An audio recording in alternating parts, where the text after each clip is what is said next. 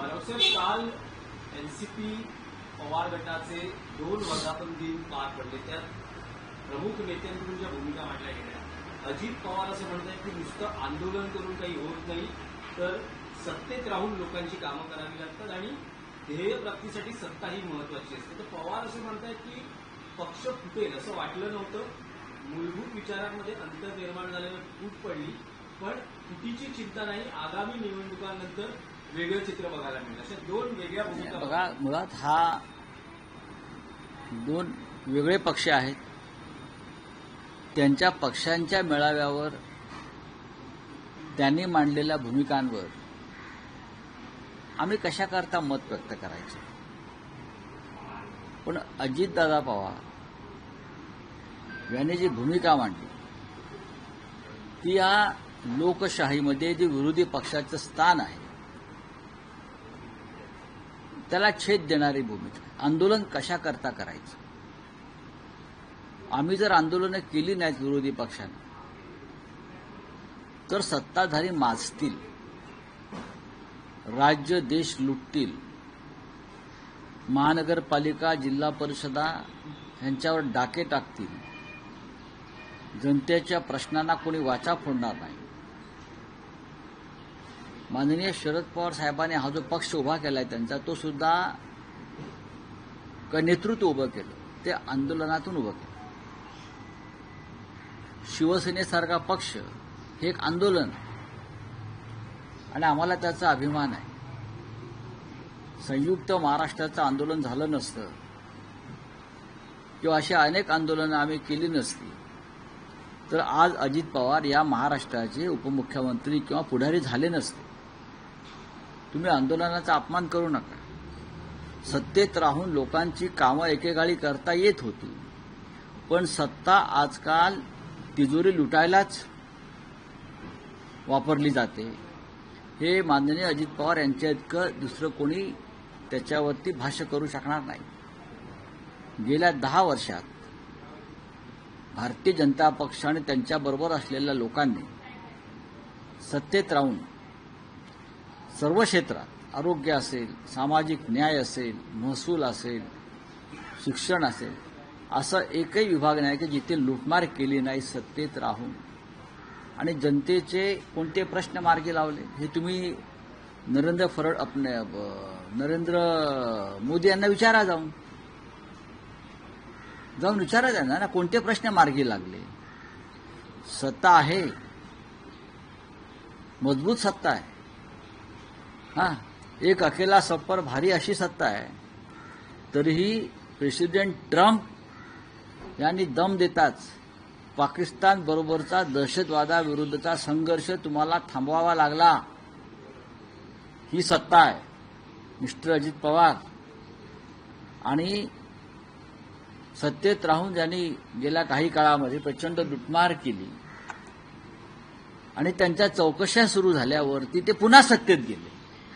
जनतेची सेवा करायला गेले असं जर कोणी म्हणत असेल तर ते ढोंग आहे. सत्तेत ते यासाठी गेले की त्यांना स्वतःची कातडी, स्वतःवरील कारवाया वाचवायच्या होत्या, म्हणून हे लोक सत्तेत गेले. बाकी जनतेची सेवा, महाराष्ट्राची सेवा वगैरे वगैरे वगैरे हे सगळं ढोंग आहे. महापालिका निवडणुकांसाठी प्रभाग रचना म्हणजे 4 सदस्यीय प्रभाग इतर मुंबई आहेत ना. मुंबईमध्ये 227, तुम्ही 236 म्हणाला महाविकास आघाडी सरकार असताना, पण 227 महापालिकेच्या निवडणुका घ्यायची तयारी दर्शवली. 100% आम्ही त्या दृष्टीनं तयारी माननीय उद्धव ठाकरे साहेबांच्या नेतृत्वाखाली राज्यातल्या ज्या महानगरपालिका आहेत मुंबईसह त्याची तयारी आम्ही सुरू केली आहे. आता प्रभाग 227, 236 हा विषय होता, पण निवडणूक आयोगानं आणि सर्वोच्च न्यायालयानं जे आदेश दिलेले आहेत त्यावर हुकूम आता मुंबई महानगरपालिकेच्या निवडणुका होतील, ठाण्याच्या होतील, कल्याण डोंबिवलीच्या होतील, आसपास मीरा भाईंदर, नाशिक, पुणे आणि संपूर्ण महाराष्ट्रात आम्ही त्या दृष्टीनं तयारी केलेली आहे. निवडणुका कशा प्रकारे लढायच्या, कोणाबरोबर लढायच्या, स्वतंत्र लढायच्या की नाही त्या संदर्भात पक्षामध्ये चर्चा सुरू आहे. काही विषयावर चर्चा संपलेली आहे आणि या संदर्भात निर्णय घेण्याचे बरेचसे अधिकार हे शिवसेना पक्षप्रमुखांनी स्थानिक पातळीवर दिलेले आहेत. आधी तुम्ही एक आढावा घ्या, आपल्याला महाविकास आघाडीत कुठे कुठे लढता येईल, जर कुठे शक्य नाही तर आपण पूर्णपणे एकटे लढू शकतो का, आणि त्यानंतर मग निर्णय माननीय पक्षप्रमुख. मुंबईचा निर्णय झाला. मुंबईचा निर्णय हा संपूर्ण देश ज्याकडे बघतोय की मुंबईत काय होईल असा निर्णय आहे. होईल ना मुंबईचा निर्णय. बरं, एक विषय होता की पंतप्रधान मोदींनी परदेशात गेलेल्या खासदारांच्या शिष्टमंडळाची काल भेट घेतली, त्यांच्याकडून खासदारांनी जी काही भूमिका मांडली त्या बाबतीतली माहिती घेतली, आणि ह्या चर्चेवेळेस पंतप्रधानांनी सुप्रिया सुळेंकडे शरद पवारांच्या प्रकृतीची विचारपूस केली. असं आपण बघितलं अनेकदा, जाहीर व्यासपीठावर असेल किंवा चर्चांमध्ये असेल, शरद पवार आणि नरेंद्र मोदी यांच्यामधला स्नेह बघा, आपल्याला नेहमीच पाहायला मिळतो. प्रकृतीची चौकशी करणं याला स्नेह किंवा आदरभाव वगैरे म्हणत नाही, तो एक शिष्टाचार आहे.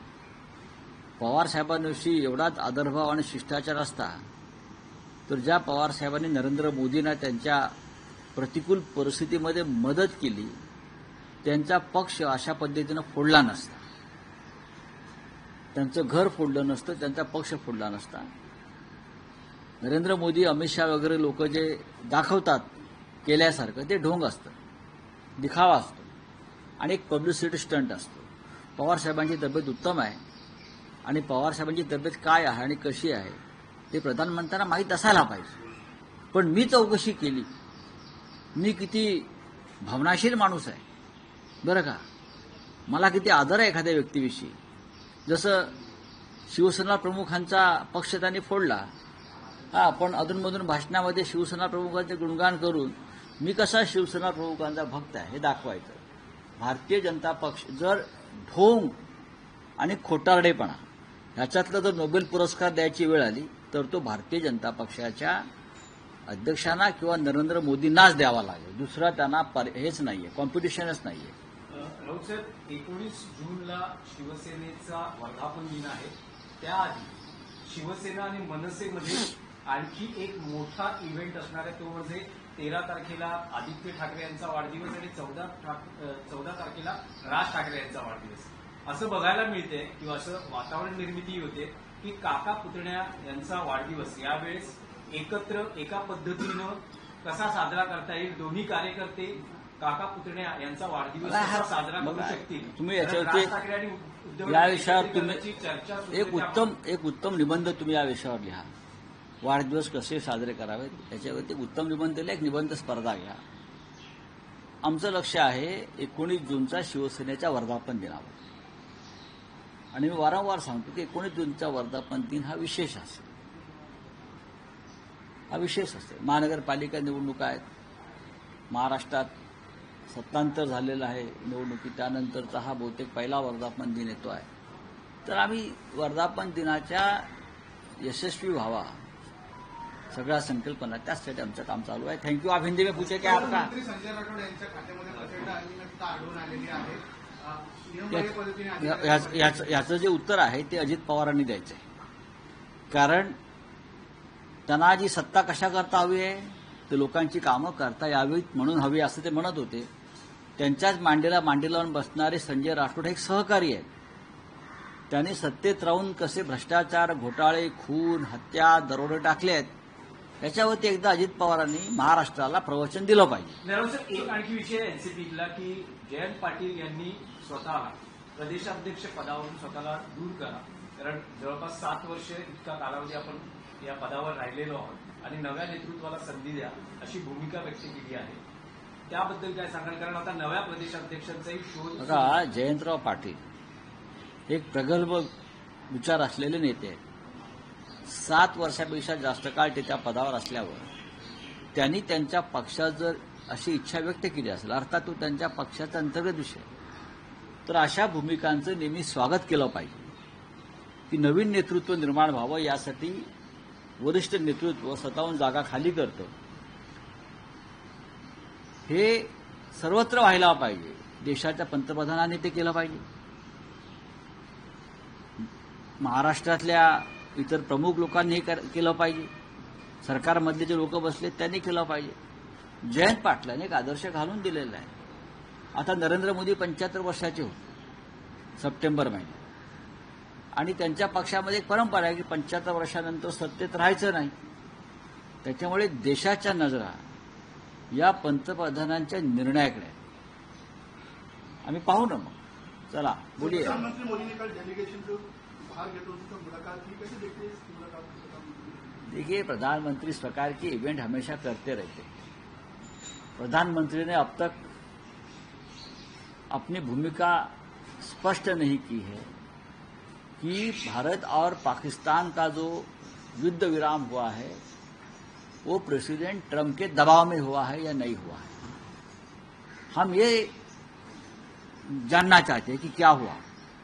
अब तक 15 बार, उससे भी ज्यादा, प्रेसिडेंट ट्रंप ने कहा है कि मैंने मोदी को कहा कि आपका जो टेररिज्म के खिलाफ जो संघर्ष चल रहा है वो रुकवा. लेकिन उसके ऊपर ना मोदी जी बोलते हैं ना हमारे डिफेंस मिनिस्टर बोलते हैं. वो डेलीगेशन गए आ गए, उसके ऊपर तो चर्चा होगी, उसमें क्या है. लेकिन हमको ये जानना, देश ये जानना चाहते हैं, नेशन वांट टू नो, क्या प्रेसिडेंट ट्रंप ने हिंदुस्तान में हस्तक्षेप किया है.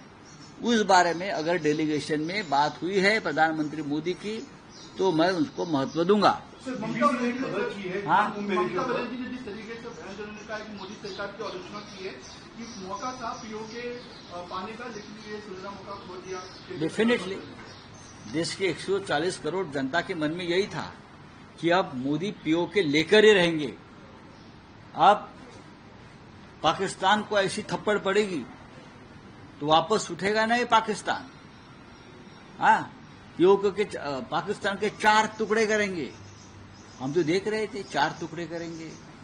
फिर हम लोग वहां जाएंगे, लाहौर में जाएंगे, कराची में जाएंगे. एक अखंड हिंदुस्तान, यूनाइटेड हिंदुस्तान हो जाएगा. जो वीर सावरकर का सपना रहा है, तो वीर सावरकर का सपना मोदी जी साकार करेंगे. तो अब तक हुआ नहीं है. क्यों नहीं हुआ? तो प्रेसिडेंट ट्रंप, हम जब जाएंगे यूएस में तो हम जरूर व्हाइट हाउस में जाकर उनसे बात करने की कोशिश करेंगे कि आपने मोदी जी के ऊपर दबाव क्यों डाला भाई. जो डेलीगेशन गया था यूएस में वो तो ये सवाल वहां पूछ नहीं सकते हैं. हमारे जैसे लोग ही जाकर वहां पूछ सकते हैं ना. सर, बीबीसी हिंदी ने पुष्टि की है, जो कुंभ मेले में जो 37 लोग थे उससे ज्यादा की है. 82 उन्होंने फिगर निकाला, उसकी पुष्टि भी उन्होंने की है. खासकर हिंदुत्व की नहीं, ये जो स्टेट्स है सिर्फ 4 स्टेट्स की गिनती है, पूरे भारत की नहीं. ये गिनती शायद बढ़ भी सकती है. और खास बात है कि जो मुआवजा दिया गया था वो कैश में दिया गया था बाकी के लोगों को. तो आप क्या चाहते हैं? सर, आंकड़ा सिर्फ 37 बताया गया है. तो हम लोग तो उस वक्त बोले थे ना 1000 से ज्यादा लोग वहां मारे गए हैं. उसमें नई बात क्या है? जब हुआ था ये भगदड़ और लोग मारे गए थे और आंकड़ा आया, तभी हमने कहा था कि जिस प्रकार का हादसा हम देख रहे हैं तो 1000 से भी ज्यादा लोग मारे गए हैं और 10,000 से ज्यादा लोग वहां से लापता हुए हैं. अब तक उनका आता पता नहीं चला है.